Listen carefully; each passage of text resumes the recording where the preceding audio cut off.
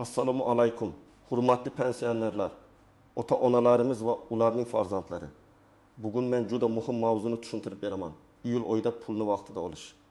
Qo'shimcha to'lovlardan qolib ketmaslik va pensiya bo'yicha xatolarni kechiktirmasdan tuzatish uchun albatta bajarish kerak bo'lgan 5 ta ish haqida gaplashamiz. Bu ma'lumot har bir pensionerga tegishli bo'lishi mumkin. Chunki ko'pincha odam pul yo'qligidan emas, hujjat kech topshirilgani, ariza yozilmagani yoki hisob raqam tekshirilmagani sababli o'ziga tegishli mablag'ni vaqtida ola olmay qoladi. Men sizga buni oddiy tilda, amaliy misollar bilan tushuntiraman. Videoni hoziroq kanalga obuna bo'lib, like bosib qo'ying. Chunki bunday ma'lumotlar aynan o'z vaqtida eshitilganda foyda beradi. Ayniqsa farzandlar. Bu videoni ota-onangizga yuboring yoki o'zingiz oxirigacha ko'rib, ularga yordam bering.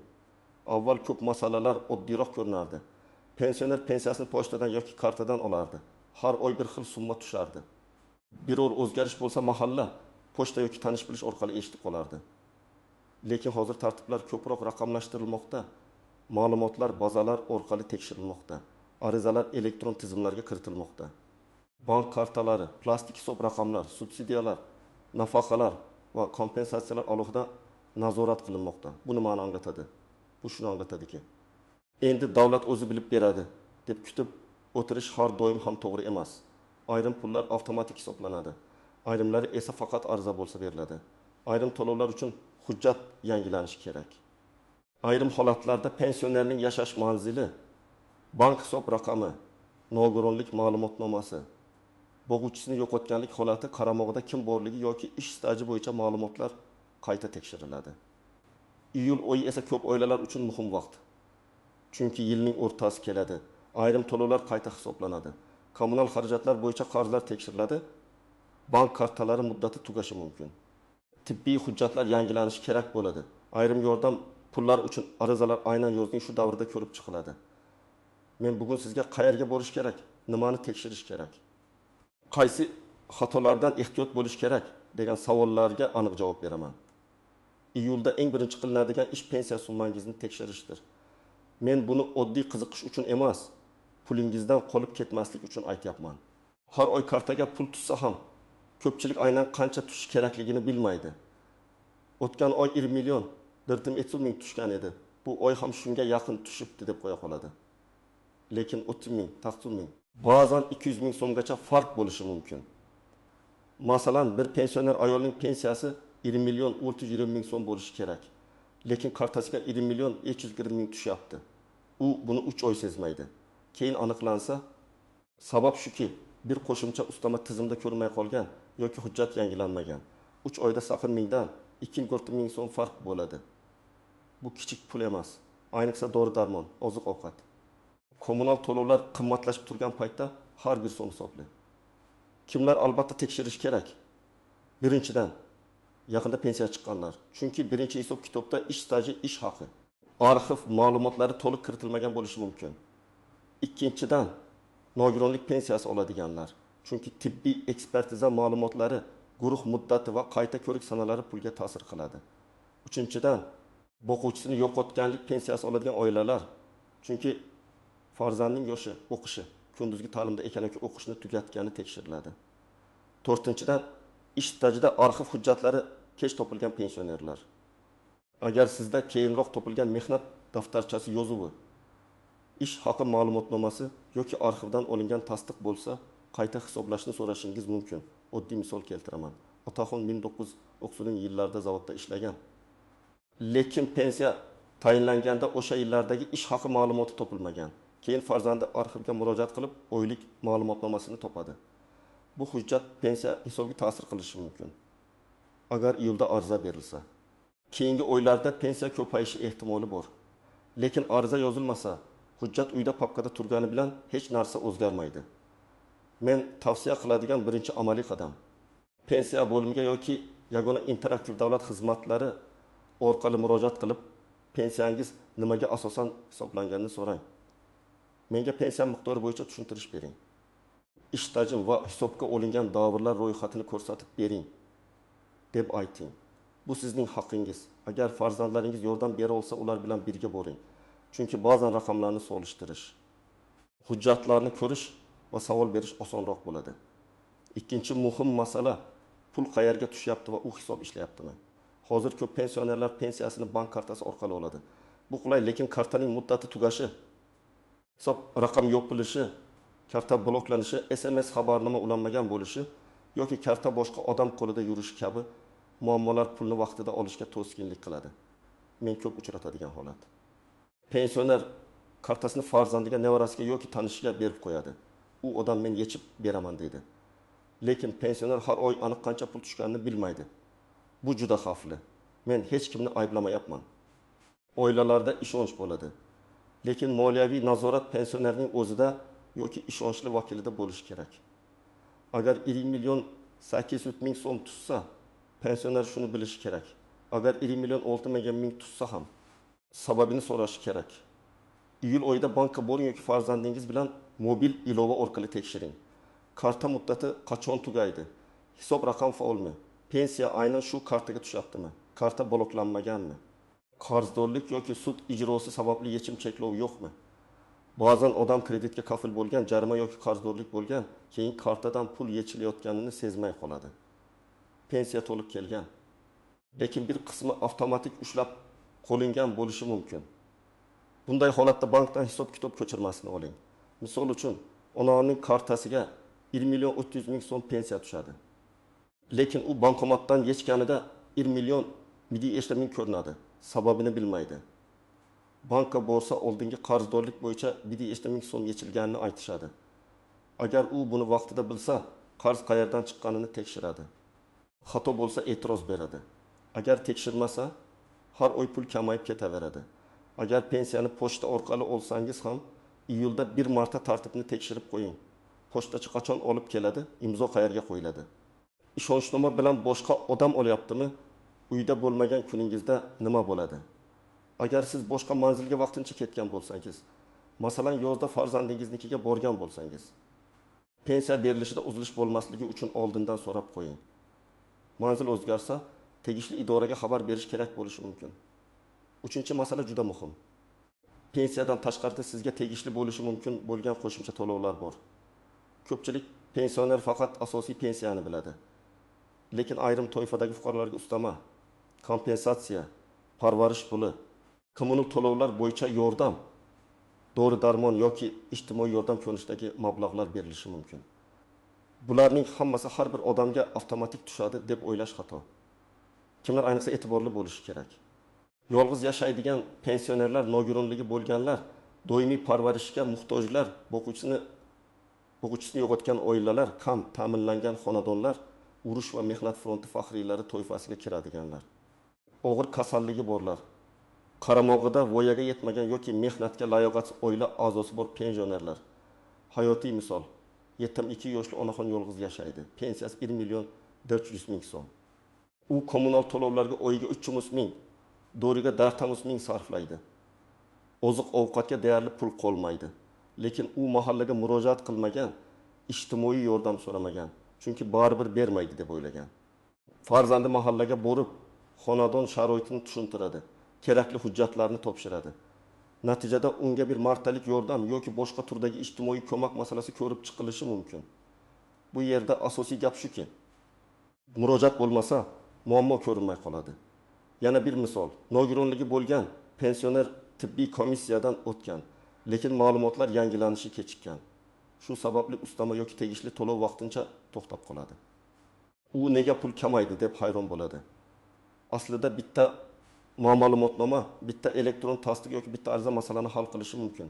Shuning uchun iyul oyida tibbiy hujjatlaringizni nogironlik muddati tugamaganini, parvarish bo'yicha hujjatlar to'g'ri rasmiylashtirilganini tekshiring. Men sizga aniq yo'lni aytaman. Mahallaga boring. Menga qanday ijtimoiy yordam yoki kompensatsiya turlari tegishli bo'lishi mumkin, tekshirib bering deb so'rang. Pensiya bo'limiga boring. Mening pensiyamga qo'shimcha ustama yoki qayta hisoblash asoslari bormi deb savol bering. Tibbiyot muassasasiga boring. Agar sog'lig'ingiz bo'yicha hujjatlar kerak bo'lsa, ularni yangilang. Har bir joyda og'zaki gap bilan cheklanib qolmang. Ariza yozing, arizaga sana qo'ydiring. Kirim raqamini oling yoki elektron murojaat raqamini saqlab qo'ying. 4-ish zerikarli ko'rinadi. Lekin juda katta ahamiyatga ega hujjatlaringizdagi ma'lumotlar to'g'riligini tekshiring. Pasport yoki ID karta, yashash manzili, familiya, ism sharif yozilishi, tug'ilgan sana, STIR yoki shaxsiy identifikatsiya raqami, bank hisob raqami, mehnat daftarchasi, nikoh yoki vafot etganlik guvohnomasi, nogironlik ma'lumotnomasi, o'qish joyidan ma'lumotnoma kabi hujjatlar pul masalasiga bevosita ta'sir qiladi. Ko'p odam bitta harf xatosi ham muammo bo'lishini bilmaydi. Masalan, pasportda Karimova, arxiv ma'lumotnomasida Karimovna yoki boshqa yozuv bo'lsa, tizim hujjatni avtomatik bog'lamasligi mumkin. Yoki tug'ilgan sana bir joyda 1924 yil, boshqa joyda 1925 yil bo'lib qolgan. Yoki mehnat daftarchasida muhr xira, tashkilot nomi o'zgargan, arxiv ma'lumoti to'liq emas. Bularning hammasi pensiya hisobida muammo chiqarishi mumkin. Bo'g'uvchisini yo'qotganlik pensiyasida ham hujjatlar juda muhim. Farzand 18 yoshdan oshgan bo'lsa, lekin kunduzgi ta'limda o'qiyotgan bo'lsa, o'qish joyidan ma'lumotnoma kerak bo'lishi mumkin. Agar bu ma'lumotnoma vaqtida topshirilmasa, to'lov to'xtashi yoki kechikishi mumkin. Keyin odam nega to'xtadi deb yuradi. Sabab esa oddiy, tizim farzand o'qiyotganini tasdiqlovchi hujjatni ko'rmagan. Yana bir muhim holat ishonchnoma. Agar pensionerning o'zi pulini ola olmasa va boshqa odam uning nomidan olsa, ishonchnoma muddati tugamagan bo'lishi kerak. Muddati tugagan ishonchnoma bilan pul berilmaydi. Bu ayniqsa yotib qolgan, kasalxonada yotgan yoki uzoqdagi farzandinikida yashayotgan pensionerlar uchun muhim. Iyulda ishonchnoma muddatini tekshirib qo'ying. Agar tugayotgan bo'lsa, oldindan yangilang. Chunki oxirgi kunda yugurish ko'pincha asab va xarajatga olib keladi. Men tavsiya qiladigan hujjatlar ro'yxati quyidagicha. ID karta yoki pasport, pensiya guvohnomasi bo'lsa, u bank karta va hisob raqam ma'lumotlari, mehnat daftarchasi nusxasi, arxiv ma'lumotnomalari, nogironlik bo'yicha hujjatlar, oila tarkibi yoki mahalla ma'lumotnomasi kerak bo'lsa, u kommunal to'lovlar kvitansiyalari, dori-darmon xarajatlari bo'yicha chek yoki retseptlar, o'quvchisini yo'qotganlik holatida vafot etganlik guvohnomasi, o'qish ma'lumotnomasi. Hamma hujjatni bitta papkaga solib qo'ying. Bu oddiy ish, lekin murojaat qilganda vaqtni juda tejaydi.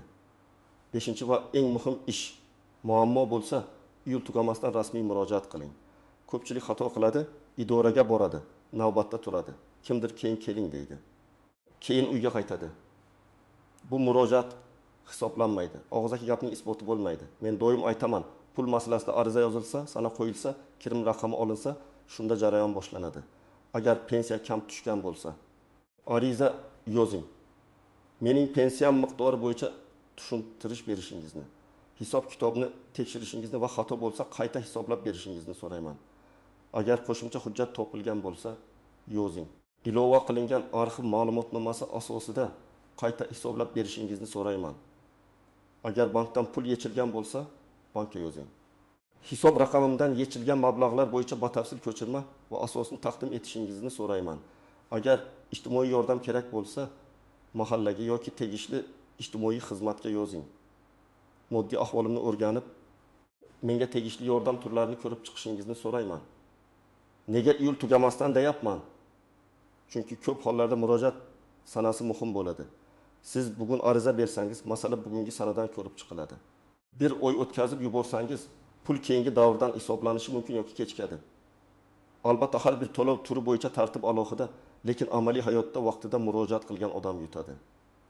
Kechikkan odam esa ko'proq isbot yig'adi, ko'proq kutadi, ba'zan esa o'ziga tegishli imkoniyatdan foydalana olmay qoladi. Misol, pensioner iyulning 10 sanasida pensiya kam tushganini bildi. Agar u 12 iyulda ariza bersa, tekshiruv boshlanadi. Agar haqiqatan xato bo'lsa, keyingi to'lovda farq qo'shilishi mumkin. Agar u avgustda borarman desa, yana bir oy yo'qotadi. Bu vaqt ichida dori olishi, qarz to'lashi yoki kommunal to'lovini yopishi kerak bo'lishi mumkin. Shuning uchun men keyinga qoldirmang deb qat'iy aytyapman. Endi istisnolar va ko'pchilik bilmaydigan nozik jihatlarga to'xtalaman. Birinchisi, hamma pensionerga qo'shimcha pul beriladi degan gap noto'g'ri. Internetda ko'p shov-shuvli xabarlar chiqadi. Falon sanadan hamma pensionerga pul tarqatiladi. Ariza bersangiz, darrov pul olasiz. Karta raqamingizni yuboring. Kompensatsiya tushadi. Bunday xabarlarga juda ehtiyot bo'ling. Rasmiy manba, davlat idorasi, bank yoki mahalla tasdig'i bo'lmasa, ishonmang. Ikkinchisi, hech kimga karta parolini, SMS kodini, mobil ilova kodini bermang. Pensionerlar ko'pincha aldovchilar nishoniga aylanadi. Ular telefon qilib, pensiyangizga qo'shimcha pul tushiramiz, SMS kodini ayting deyishi mumkin. Men mutaxassis sifatida aniq aytaman, bank xodimi ham. Davlat xodimi ham sizdan SMS kod so'ramaydi. Kod so'rasa, bu xavf belgisi. Darhol qo'ng'iroqni uzing, bankning rasmiy raqamiga o'zingiz qo'ng'iroq qiling. Uchinchisi, hujjat topshirganda asl nusxalarni begona odamga berib yubormang. Nusxa kerak bo'lsa, nusxa bering. Aslini esa faqat rasmiy qabul jarayonida ko'rsating. Ayniqsa pasport, bank karta, ishonchnoma, tibbiy hujjatlar va mulk hujjatlari ehtiyot qilinishi kerak. To'rtinchisi, agar siz ishlayotgan pensioner bo'lsangiz, qo'shimcha tartiblar bo'lishi mumkin. Ish haqi olishingiz rasmiy bandligingiz ayrim ustamalarga ta'sir qilishi mumkin. Shuning uchun qo'shnimga berishdi. Menga ham berishlari kerak degan xulosa har doim to'g'ri emas. Har bir odamning holati alohida ko'riladi. Yosh, staj, daromad, nogironlik, oila tarkibi, yashash sharoiti, hujjatlar va boshqa omillar hisobga olinadi. 5-si, qarzdorlik masalasini alohida tekshiring. Ba'zan pensiya kommunal to'lovdan, kreditdan, sud qaroridan yoki jarimadan bexabar bo'ladi. Keyin kartasidan pul yechila boshlaydi. Agar yechim qonuniy bo'lsa, uni tartibga solish kerak. Agar xato bo'lsa, darhol e'tiroz yozish kerak. O'zi to'xtab qolar deb kutish noto'g'ri. Endi men sizga iyul oyida bajariladigan aniq reja beraman. Birinchi qadam. Oxirgi 3 oyda kartangizga yoki pochtadan olgan pensiya summalarini yozib chiqing. Har oy qancha tushganini solishtiring. Agar farq bo'lsa, sababini aniqlang. Ikkinchi qadam, banka yoki mobil ilova kirib, karta muddati. Hisob raqam holati, yechilgan pullar, avtomatik ushlab qolishlar va SMS xabarnoma ulanganini tekshiring. Agar ilovani ishlata olmasangiz, farzandingizdan yordam so'rang, lekin parol va kodni nazoratsiz bermang. 3-qadam. Pensiya bo'limiga murojaat qiling. O'zingiz bilan pasport yoki ID karta, pensiya hujjatlari, mehnat daftarchasi nusxasi, arxiv ma'lumotlari bo'lsa, ularni olib boring. Pensiyam to'g'ri hisoblanganini tekshirib bering deb rasmiy so'rang. 4-qadam. Mahallaga boring.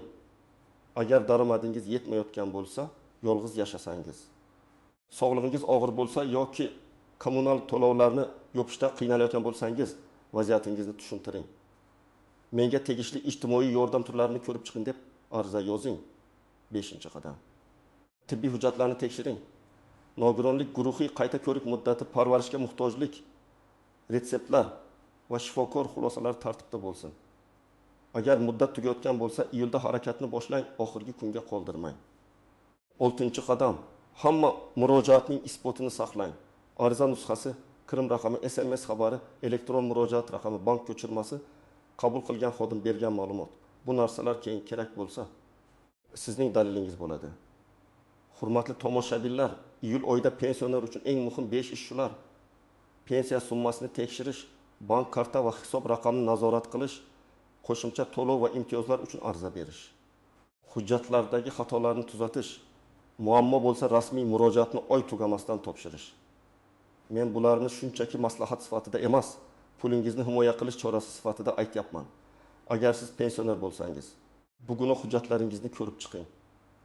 Agar ota-onangiz pensioner bo'lsa, ularga yordam bering. Ko'p hollarda bitta ariza, bitta bank ko'chirmasi yoki bitta ma'lumotnoma odamning o'z pulini vaqtida olishiga sabab bo'ladi. Sizda pensiya kam tushgani, qo'shimcha to'lov kechikkani yoki hujjat bilan bog'liq muammo bo'lganmi? Izohlarda yozing, boshqalarga ham foydasi tegadi. Videoga like bosing, kanalga obuna bo'ling va bu ma'lumotni pensioner yaqinlaringizga yuboring.